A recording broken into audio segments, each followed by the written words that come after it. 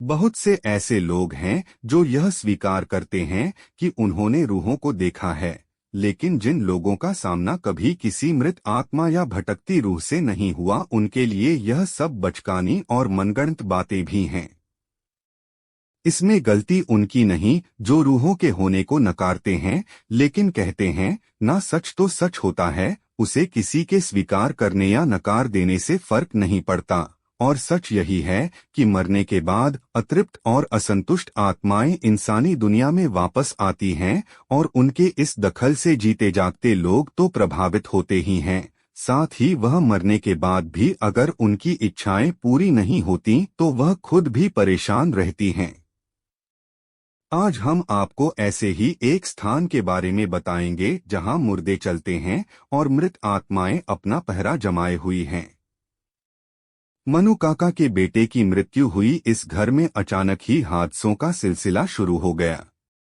मनु काका का बेटा सिर्फ 19 महीने का ही था जब उसे तेज बुखार ने अपनी चपेट में ले लिया और इसी कारण वह इस दुनिया से चल बसा।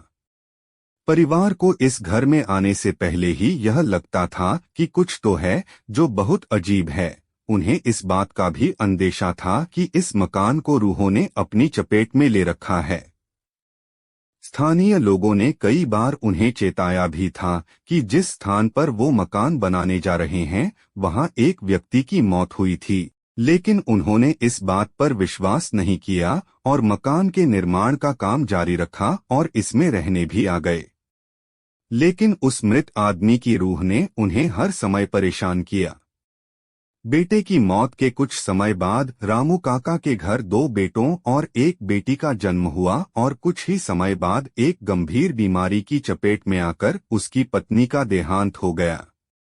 कुछ सालों बाद जब उनके बड़े बेटे का तलाक हुआ तो इस सदमे को सहन न कर पाने के कारण उनके बड़े बेटे ने आत्महत्या कर ली। वहीं उनकी बेटी रोशनी, जो शादी के बाद उन्हीं के साथ हाउस में रह रही थी, के पति की भी मौत हो गई। मौत का यह सिलसिला तब तक चलता रहा जब तक परिवार के हर एक सदस्य की मौत नहीं हो गई। वर्ष 1962 तक आते आते हाउस के हर एक सदस्य की मौत हो चुकी थी। यह मकान अपने ही लोगों की मौत का कारण बना, इसीलिए कोई भी इस मकान को खरीदने के लिए तैयार नहीं होता। स्थानीय लोगों का कहना है कि रामू काका को अपने कमरे में चहलकदमी करते हुए देखा जा सकता है। लेकिन सबसे ज्यादा भयावह मंजर वो होता है जब शीशे में रोशनी अपने बाल संवारते हुए दिखाई देती है। यूं तो हाउस को अपना सरकार ने अपने कब्जे में ले लिया है, लेकिन अभी भी वहां कोई नहीं जाता।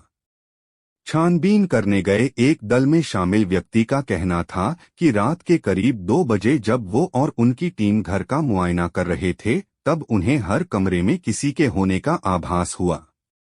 उन्हें एक औरत भी चलती हुई दिखाई दी, लेकिन जब उस पर टॉर्च की रोशनी डाली गई तो वह दरवाजे में समा गई।